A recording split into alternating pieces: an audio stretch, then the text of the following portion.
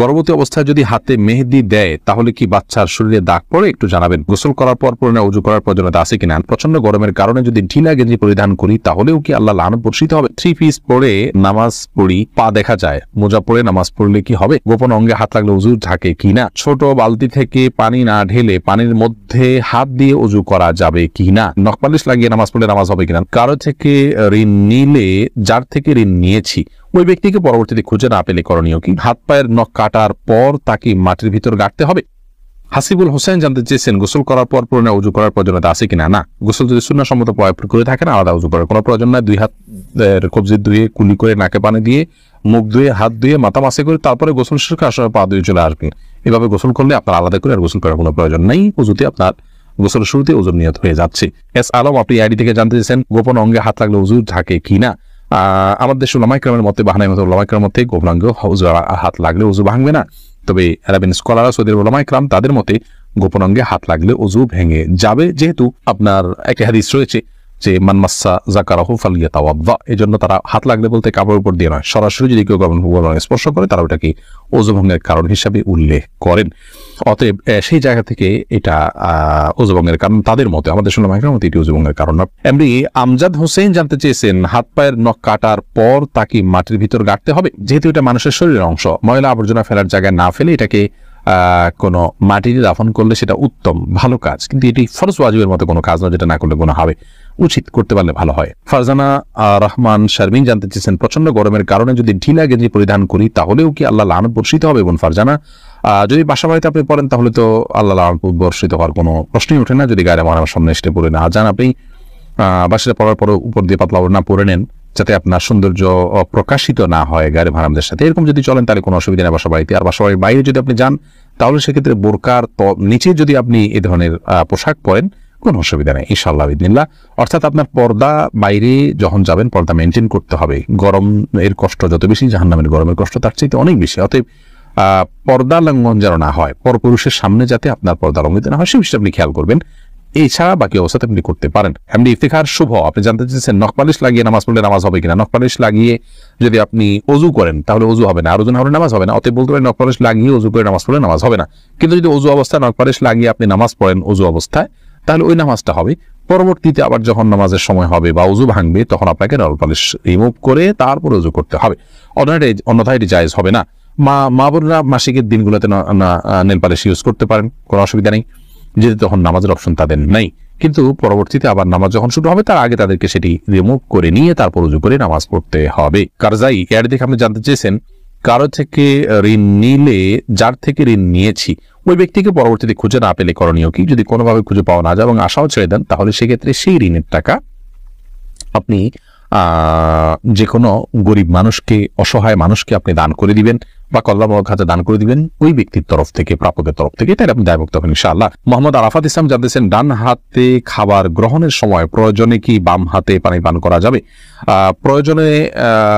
প্রয়োজনে বলতে কি ডান হাতে পানি পান করা উচিত, খাবার গ্রহণ করা উচিত। ইভেন আপনার খাবার খেলে আঙ্গুল চেটে তারপরে আপনি ডান হাতে ধরে খাবেন। যদি আমাদের ওলামায়ে কেরাম বলেন যে বাম হাতে আপনি পানির পাত্র ধরলেন, ডান হাত দিয়ে ঠেক দিলেন, তার মানে 2 হাত ধরে খালেন, এটা জায়েজ আছে, এটা একটা পন্থা মাত্র, কিন্তু সবচেয়ে উত্তম হয় সরাসরি ডান হাতে খাওয়া। সেক্ষেত্রে খাবার লেগে যাওয়ার যে ভয় থাকে গ্লাস ইত্যাদিতে সেটা থেকে বাঁচার জন্য আপনি পরিষ্কার করে নেবেন, আলতো করে ধরবেন, কিন্তু ডান হাতে খাওয়া উচিত, পান করা উচিত, যেহেতু হাদিসে সুস্পষ্টভাবে ডান হাতে খাওয়া পান করার নির্দেশ রয়েছে। শিখা ইসলাম আপনি জানতেছেন 3 পিস পরে নামাজ পড়ি, পা দেখা যায়, মোজা পরে নামাজ পড়লে কি হবে? পায়ের পাতা ঢাকতে হবে কিনা মেয়েদের নামাজের জন্য মধ্যে এটা নিয়ে মত পার্থক্য আছে। অনেক উলামায়ে কেরাম এটাকে শর্ত করেছেন। আমি ব্যক্তিগতভাবে এই মতটা চাইতে যারা বলেন যে পায়ের পাতা, পাতা বলতে পায়ের পাতার তলের অংশ এটা ঢাকার শর্ত দিয়ে থাকেন, তাদের মতটাকে আমি সমর্থন করি না।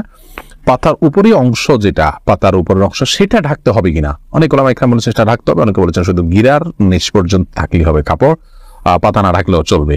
তো দুই পক্ষের ওলামায়ে কেরামের দলিল রয়েছে। নিরাপদ হলো এমন কাপড় পরা যে কাপড়টা অনেক বেশি লম্বা হয়, যে পায়ের পাতার উপরের অংশ সহ ঢাকা পড়ে।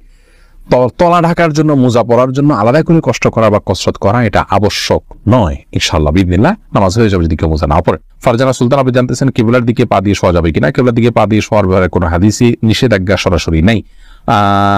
তারপরও ওইদিকে কেবলা রয়েছে, সেই জায়গা থেকে কেবলার প্রতি শ্রদ্ধার জায়গা থেকে কেউ যদি দিকে পা না দেন ভালো, কিন্তু এটাকে হারাম বলা বা নাজায়েজ বলা বা গুনাহের কারণ বলার কোনো সুযোগ নেই, যেহেতু কোন হাদিসে এই বিষয়ে কোনো নিষেধাজ্ঞা নেই। নিশান, আপনি জানতে চেয়েছেন ওযু করার সময় বেসিনে পা দেওয়া কি ঠিক? নিজের বাসা বাড়িতে অসুবিধা নেই, করতে পারেন, তবে আপনার রিস্ক মুক্ত হওয়াটা বিষয়ে মাথা রাখতে হবে। নিজের জন্য রিস্কি হলে সেটা আপনার জন্য করা উচিত হবে না, কারণ নিজেকে বিপদের মুখে ঠেলে দেওয়া ইসলামের জায়েজ নয়। অসময় এখান থেকে পড়ে বা দুর্ঘটনার শিকার হতে পারে মানুষের।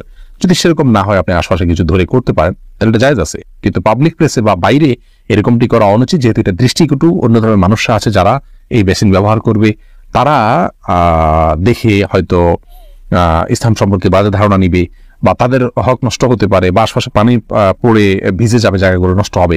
সেই জায়গা থেকে পাবলিক প্লেসে এমনটি না করা উচিত, কিন্তু করলে ওযু হয়ে যাবে।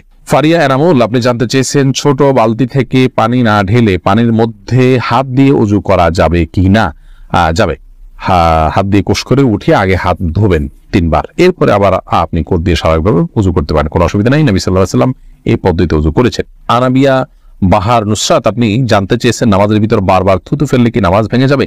নামাজের ভিতরে বারবার কেন থুতু ফেলবেন? যদি এটা বারবার করতে থাকেন, এটা আপনি নামাজে আসেন কি নাই এরকম সন্দেহ, একজন বাহিরের দর্শক আপনার দিকে তাকিয়ে এরকম সন্দেহ যদি তার ভিতরে উদ্রেক হওয়ার মতো আপনি এত বেশি বারবার থুতু ফেলেন, তাহলে তো নামাজ হবে না। আর যদি এরকম না হয়, তাহলে এটা নামাজের হয়তো আপনি মাঝে মধ্যে ফেললেন, কিন্তু নামাজের যে ভঙ্গিমা আছে সেটার মধ্যেই থেকে ফেললেন, তাহলে আপনার নামাজ হয়ে যাবে, কিন্তু তাতেও নামাজের অঙ্গহানি হবে, মান নষ্ট হবে। মাঝে মধ্যে আপনি বাধ্য হলেন ফেলতে, সেটা যদি আপনি ফেলেন যথাযথ উপায়, যেমন আপনি টিস্যুতে ফেললেন, মুখে পোকা ঢুকে গেছে কথা বা যদি কিছু, সেটা জায়েজ আছে, কিন্তু প্রায় বা বারবার এরকম করা উচিত নয়, জায়েজ নয়। লালপুরি আড়ি থেকে আপনি প্রশ্ন করেছেন গর্ভবতী অবস্থায় যদি হাতে মেহেদি দেয় তাহলে কি বাচ্চার শরীরে দাগ পড়ে? একটু জানাবেন। বোন, এটি সম্পূর্ণ কুসংস্কারের জন্য একটি বিশ্বাস। আমাদের দেশে অনেকে এরকমটি মনে করে যে গর্ভবতী অবস্থায় যদি গর্ভবতী অবস্থায় যদি এরকম কোনো কিছু করা হয়, মেহেদি হাত দেওয়া হয়, তাহলে সেক্ষেত্রে বাচ্চার ক্ষতি টতি হয়। এগুলো সম্পূর্ণ ভুয়া কথা, ভিত্তিহীন কথা। এগুলো বিশ্বাস করা ইমানের সাথে সঙ্গতিপূর্ণ নয়, শিরকে আসগার হয়ে যেতে পারে এই ধরনের বিশ্বাস। অতএব এই ধরনের বিশ্বাস আমাদের রাখা উচিত না, কোনো রকম ক্ষতি হবে না ইনশাআল্লাহ বিদিনিল্লাহ। আকলিমা আখি, আপনি জানতে চেয়েছেন মুসলমান মেয়েরা ধুতি সালোয়ার পরতে পারবে কি না? এটা পরা উচিত নয়। ধুতি যেহেতু হিন্দুদের একটা ধর্মীয় পোশাক বলা যেতে পারে, হিন্দুদের একটা কালচার, সেই কালচারের অনুকরণ মুসলমানদের জন্য করা জায়েজ নাই। মুসলমানের জন্য অন্য আপনার মুশরিকদের বা আল্লাহ প্রতি যারা বিশ্বাস রাখেন না, সেই সমস্ত মানুষদের সংস্কৃতির অনুসরণ করা জায়েজ নয়। সেই জায়গা থেকে ধুতি সালোয়ারটা যেহেতু অনেকটা ধুতির মতো, আপনার পায়ের দিকে একটু উঠে থাকে ধুতির মতো, এটা একজন মুসলমান নারীর জন্য ব্যবহার করা উচিত না। এটা অমুসলিমদের সাথে সাদৃশ্য গ্রহণ করা। নবী সাল্লাল্লাহু আলাইহি ওয়াসাল্লাম বলেছেন মান তাশাব্বাহা বিকওমিন ফাহুয়া মিনহুম, যে ব্যক্তি কোনো জাতির সাথে সাদৃশ্য গ্রহণ করছে তাদের অন্তর্ভুক্ত। আবু দাউদে বর্ণিত হাদিসের আলোকে এটি করা উচিত।